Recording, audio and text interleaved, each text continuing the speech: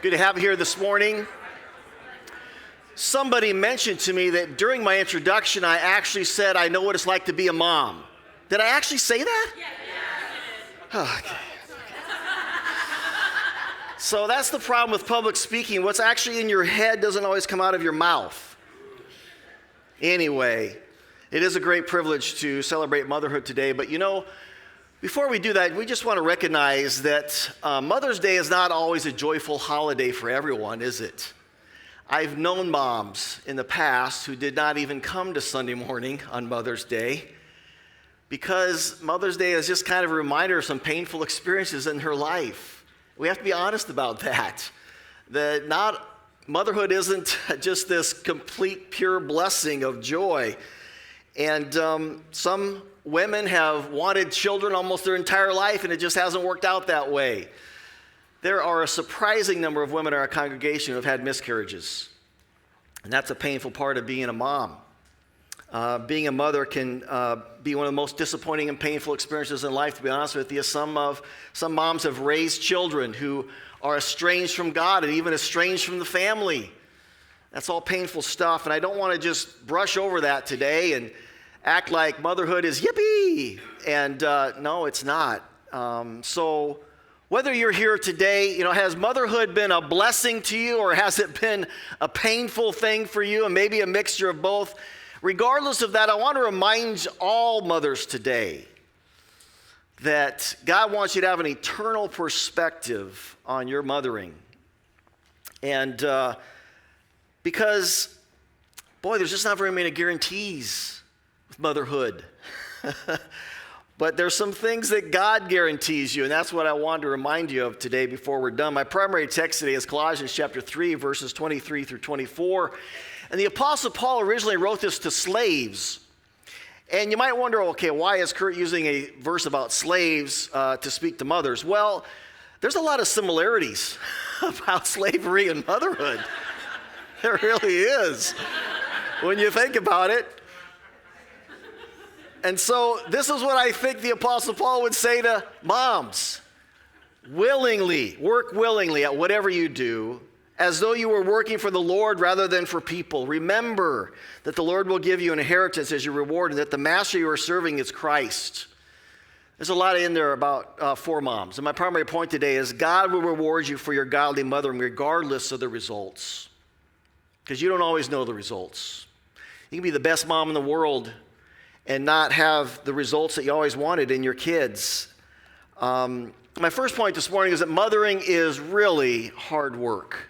It just is. In this verse, notice how often Paul references work.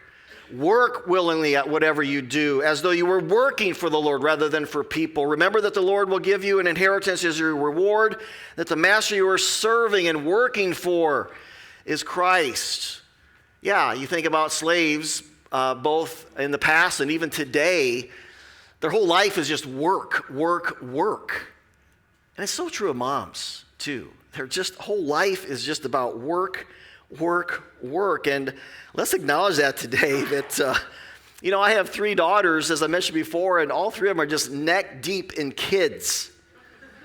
Diapers, sleepless nights, picky eaters, rebellious sin, and sibling conflicts. It's just their whole day. From the minute those kids wake up to the minute they go to bed, these moms are just sacrificially serving these kids all day long, every day. I recently asked one of my daughters, so are you going to have any more children? And she said, no, Dad, I'm afraid I'd have another boy. I like her boys. But then again, all I do is feed them Doritos, wrestle with them on my trampoline, and then send them home. I don't have to feed them. I don't have to discipline them. I don't have to do really anything difficult with them. I just get all the fun stuff. That's the great thing about being a grandpa. And mothers are sacrificially serving their kids night and day, all day long. And our culture just simply doesn't understand or adequately appreciate motherhood. It just doesn't. Movies hardly ever portray motherhood in an exalted or noble way. And movies exalt women who are something more than just moms. Politicians leaders of some sort, even assassins. Moms are exalted in movies as assassins more than moms, right? It's just crazy. In fact, you know what? Do you know why that is? Do you know why our culture doesn't exalt motherhood today?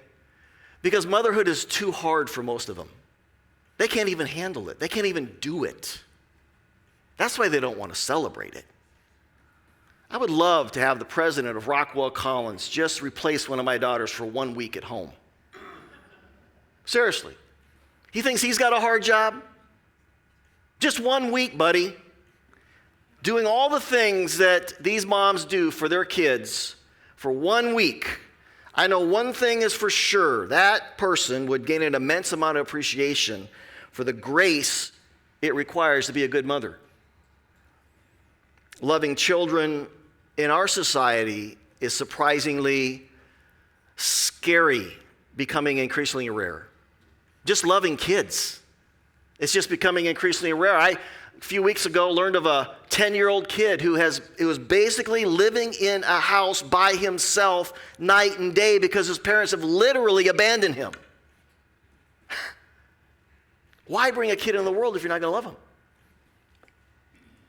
And about 1 million moms every year actually kill their babies before they're even born. Why? Because they're going to be too big of a burden. Moms, just the fact that you love your kids, God so much appreciates that you just love them. Because this world increasingly is not loving kids. Just a simple fact you haven't killed your kids, at least not yet. God appreciates that. Mothering is also thankless work. You know, and this is another similarity to being a slave, isn't it? I mean, how often would those slaves expect the master to thank them and appreciate what they're doing? No, they just take it for granted. And this is why Paul was writing this to slaves, is to remind them, hey, slaves, it doesn't matter that nobody else really notices or appreciates all the things that you do. God notices. God is watching and he notices. And that's what I want to remind you moms of today. Listen, all of us here need to admit we don't appreciate what moms do. We take them for granted. Our kids have no idea of what their moms have done for them. And, our moms start sacrificing their life for their kids even before they're born. I was recently talking to my daughter-in-law, Elena, who's a few months pregnant, asking her how she's doing. And, well, the first thing she mentioned is the daily nausea and vomiting. That's where it starts. And then she mentioned how she's just been surprised by how tired she is. She's a young woman. I bet she's never really, she's just probably always had the energy that she wanted. All the energy she wanted, she's had. She's never experienced that kind of fatigue before. And it's surprising to her. Why is that happening? Because this baby inside of her is literally sucking the life out of her. And another reason that motherhood is thankless is, again, because it's a countercultural role in our society. I'll just be honest, the world despises what Christian mothers devote their lives to. I think of these moms here. You are going to devote the very best years of your life to your children. And to the world, that just looks like a total waste. How foolish to give 30 years of your best part of your life to caring for and training children who will actually never fully appreciate what you did for them. Why would you do that? It doesn't make sense to the world. But this is a role that God himself created, a very important role that this world so desperately needs, and God so values this role of motherhood. But it's countercultural. Listen to this description of a godly woman. In Titus chapter 2, verse 4 through 5, urge the younger women to love their husbands and children, to be self-controlled and pure, to be busy at home, to be kind, and to be subject to their husbands. You see any countercultural things in there? I mean, just even being pure and self-controlled. That's not in the world. How often, again, have you seen this type of woman exalted in the movies or the media? There's a reminder here in this description of godly women to love your children. Of course, that's talking about a biblical unconditional love, because let us be honest, moms, it doesn't always feel good to be a mom. It requires a supernatural, unconditional love. There is a natural love for children that moms have, especially babies probably, but those babies grow up. And they're just not always fun. They can be demanding. And quite frankly, again, moms just don't always feel like loving their kids, and that's when they need the supernatural love of God to love those kids like God has loved them unconditionally. And that's the kind of love that God is calling for, and that's the kind of love that mothering requires, because you know what? Moms do a lot of gross things. Who deals with poop and pee more than moms? Honestly. Do you know how many diaper changes the average kid will need? I Googled this.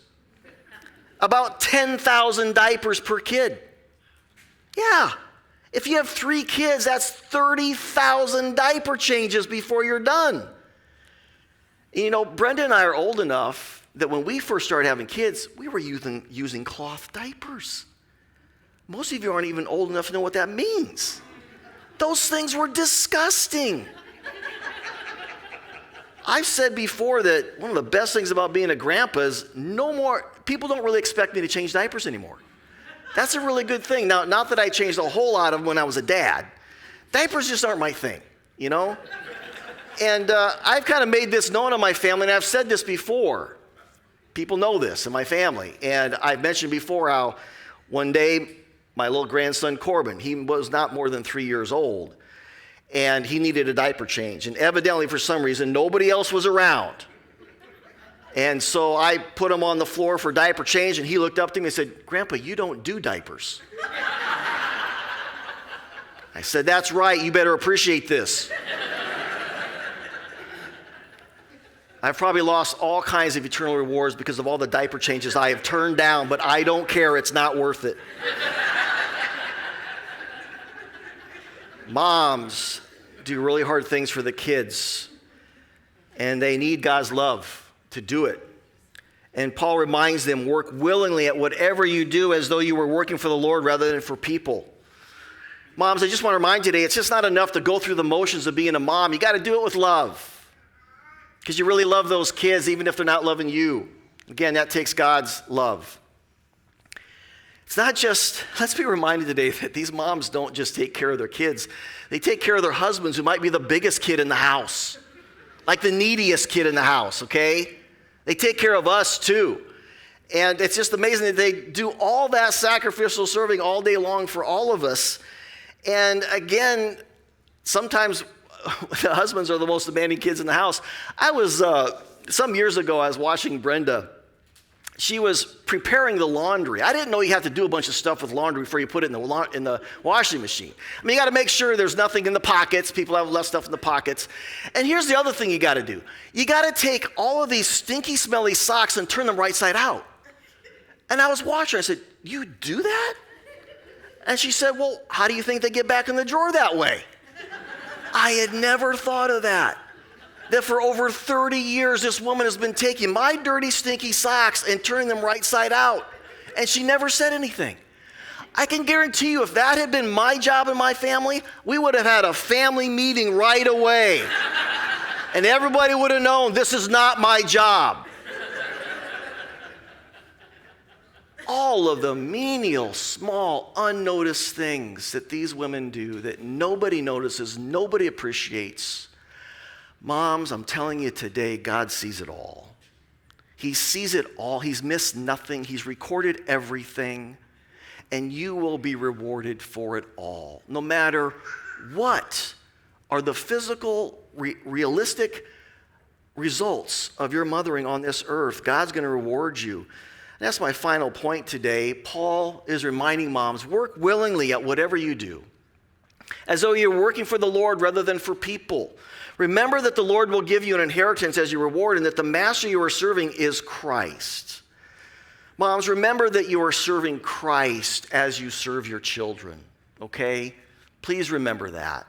He's your boss. He's your Lord. He's your master, just like those slaves. You're working for him ultimately. These children are his. He brought them into the world, and he gave them to you to temporarily care for. They're ultimately his, and you're working for him, and he appreciates everything you do for them. That you would love them like he would love them, and that you would represent him in their life. Work willingly, wholeheartedly, some translations say, as a mom, every day, day in and day out, because you're working for the Lord rather than for your kids. Please remember that. Moms, again, we know that all your work is taken for granted, and we have this one day out of the year that we take a moment to thank you. But again, mothering is one of the most thankless jobs on this earth. But God sees and appreciates everything that you do, all of the loving things that you do and have done as a mom, again, have been recorded and will be rewarded. Moms can be tempted to think that the menial tasks that they do are just not very valuable. But what is the essence of authentic biblical Christianity? It's sacrificial service. And that's all that really about matters in a practical sense. And being an authentic Christian is sacrificial service. And who on this planet sacrificially serves more than moms? It's nobody. Nobody sacrificially serves people night and day, every day, like moms. Nobody. And my wife Brenda would tell you, yes, raising 5 kids was demanding. She homeschooled them all. It was demanding. I especially remember when the twins came. Goodness, we already had 3 kids, and now we got 2 boys. And I just would watch how her life just was completely consumed with these children. But she would tell you those were the most happy years of her life. She just loved being a mom and doesn't have any regrets about it at all. And that tells you that she was doing it in the power of the Lord, doesn't it? That she was doing it with God's love and with God's Spirit. It wasn't a grind, even though it was hard. She did it with God's strength, and it was a joy for her. I'm telling you, the Bible talks about this great white throne evaluation where Jesus is going to be there on this throne, and every single person is going to stand before him, and he's going to open up the books, and they're going to give an account for their life. And I'm telling you, and he's going to be passing out rewards, eternal rewards, and I'm telling you, moms are going to be at the front of the line. They are. They're going to be at the front of the line for those rewards because of all the sacrificial service they've done. That's what gets rewarded. Sacrificial service. Nobody does it more than moms. They're going to be at the front of the line. And that glory of being a mom is going to be seen for all of eternity. The Bible teaches that because we serve and glorify God on this earth, that on the next earth, he's going to glorify us. And part of that glorification that we're going to receive is we're going to receive these glorified bodies. And Paul talks about this when he's talking about the resurrection body that we're going to have. He writes this. He says, the sun has one kind of glory, while the moon and stars each have another kind, and even the stars differ from each other in their glory. It is the same way with the resurrection of the dead.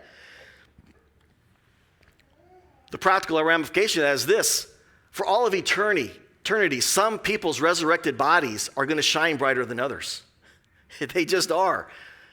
They're just going to have more glory because of how they sacrificially served God in this life. Their bodies for eternity are going to shine brighter.